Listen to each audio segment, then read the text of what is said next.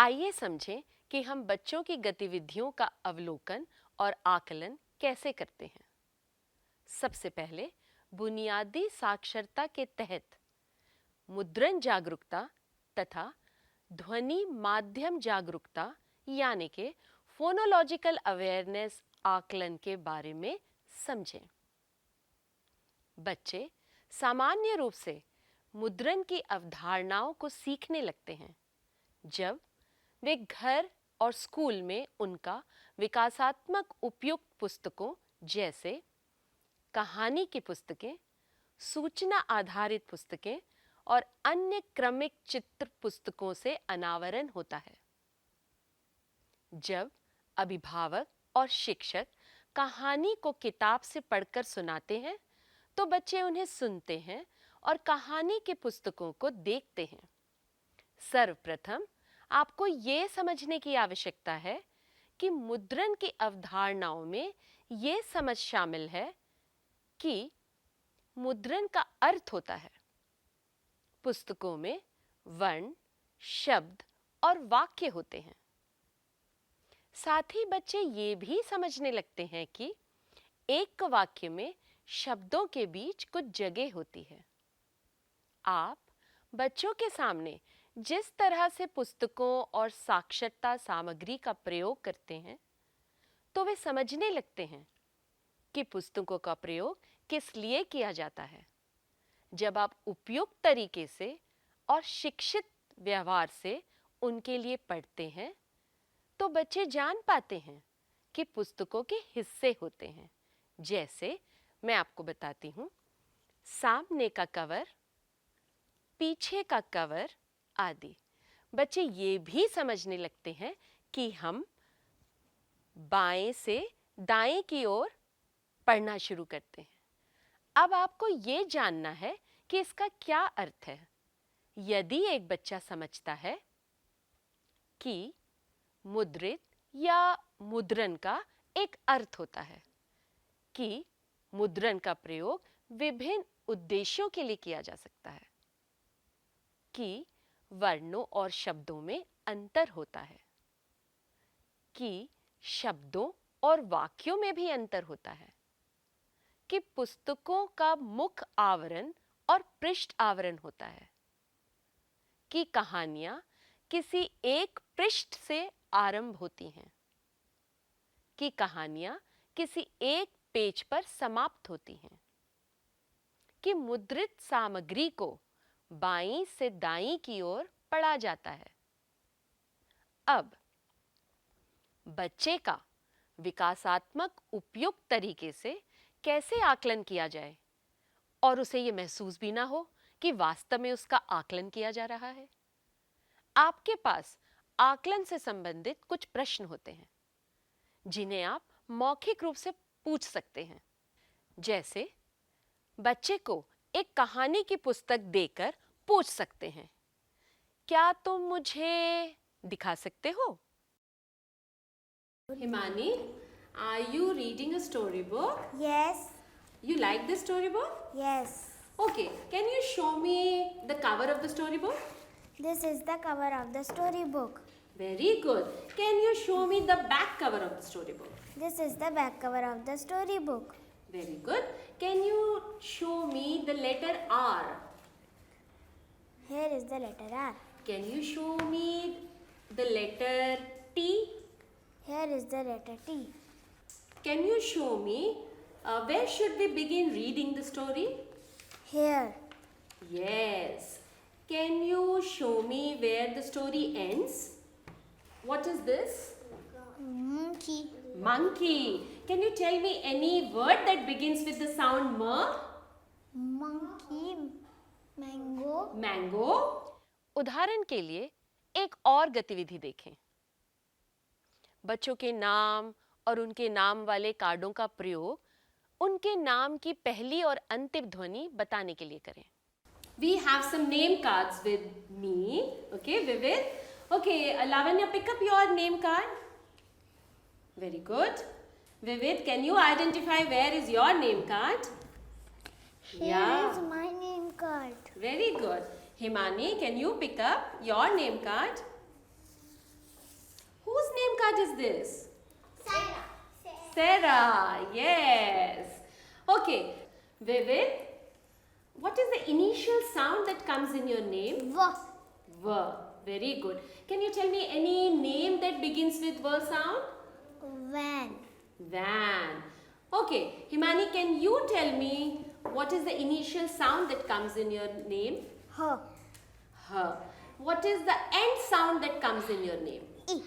Okay, Sarah, can you tell me what is the initial sound that comes in your name? Sir. Very good.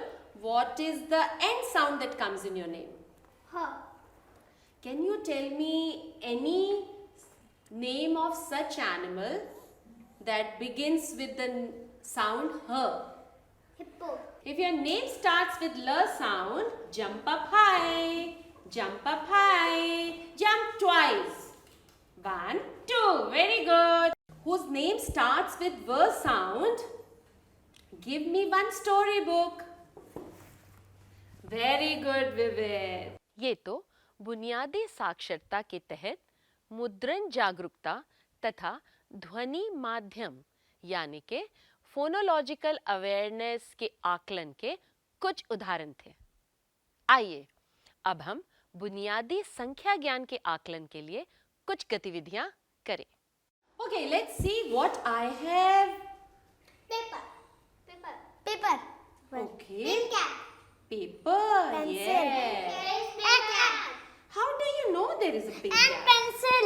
And two pens. Oh, my Pen. smart little children. And Okay, pen. I have per pencil. And pen. For pen. And Per- for pen. Yes, per pen. Polythene. Polythene. Because Yeah. her color is light, so I can see. Okay, Lavanya is saying that the color is so light, so she can see. Yes, there is a pink. Pink paper. Pink cap. Very good. Paper plate. And paper plate. सबसे पहले तो बच्चों को ढेर सारी सामग्री उपलब्ध कराएं, जैसे तिनके, पत्तियां, छोटे छोटे पत्थर, बटन, बोतल के ढक्कन आदि। और अवलोकन करें कि बच्चे किस प्रकार इस सामग्री का प्रयोग करते हैं। क्या बच्चे वस्तुओं को विभिन्न श्रेणियों में छांटते हैं? क्या वे सामग्री के गुणों, विशेषताओं का वर्णन कर सकते हैं? I'm calling out 2 or 3 sounds and you have to blend them orally. Okay? You have to blend them. So listen carefully. H, A, T. Hat. We wear hat on the head. Yes. Hat on the head. Head. Yes, we wear hat on our heads. Very good. Okay, let's blend other 3 sounds. Okay, ma'am. Okay, ma'am. Yeah? Okay. B, A, D. Bed. क्या वे जानते हैं कि किस प्रकार ये खेल सामग्री समान या भिन्न है? बच्चों को इस सामग्री से नमूने बनाने के लिए प्रोत्साहित करें और देखें वे किस प्रकार के नमूने बनाते हैं। क्या वे केवल एक ही नमूना यानी कि ए बी क ख बनाते हैं या उससे अलग और आगे भी बना पाते हैं? क्या बच्चे नमूने को स्वयं किसी भी सिरे से आगे बढ़ा पाते हैं या केवल एक ही दिशा में आगे बढ़ाते हैं? कुछ समय बाद ध्यान दीजिए कि बच्चे अपने डिजाइन या नमूने में किस प्रकार की जटिलता ला रहे हैं। क्या वे बढ़ाने के साथ साथ उन्हें गिनते भी हैं? क्या वे 2 नमूनों की तुलना करते हैं? यानी नमूने किस प्रकार समान या भिन्न हैं? यदि बच्चों को नमूनों को आगे बढ़ाने या नमूने बनाने में कठिनाई हो रही हो, तो उन्हें अलग-अलग प्रकार के नमूना यानी कि पैटर्न की गतिविधियां कक्षा में कराएं। जैसे कि उन्हें नमूनों की खोज करना या पैटर्न हंटिंग के लिए प्रोत्साहित करें।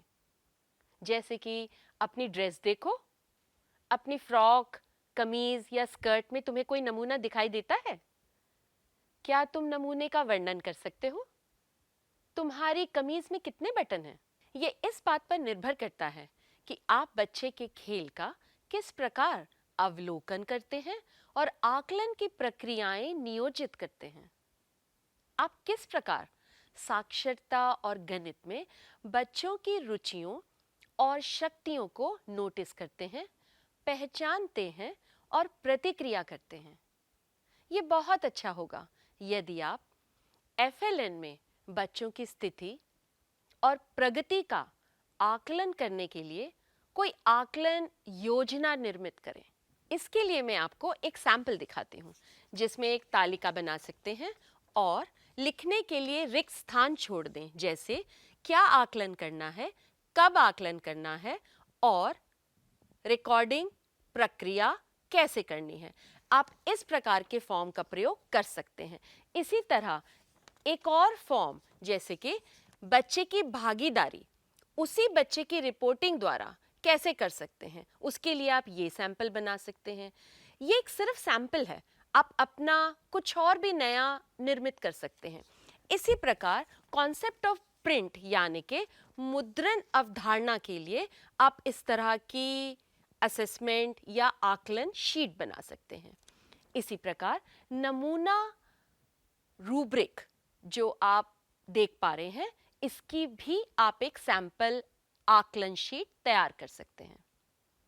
इस प्रकार आपने ये जाना कि बच्चों का आकलन करने से उनकी प्रगति के बारे में जानने में सहायता मिलती है। आपने ये भी समझा है कि कैसे समर्थकारी परिवेश और उपयुक्त संसाधन बच्चों के सीखने और विकास के अवलोकन तथा आकलन को सरल बना देते हैं। ये अनवरत अवलोकन आकलन योजना के साथ समग्र आकलन की प्रक्रिया को आसान बना देता है।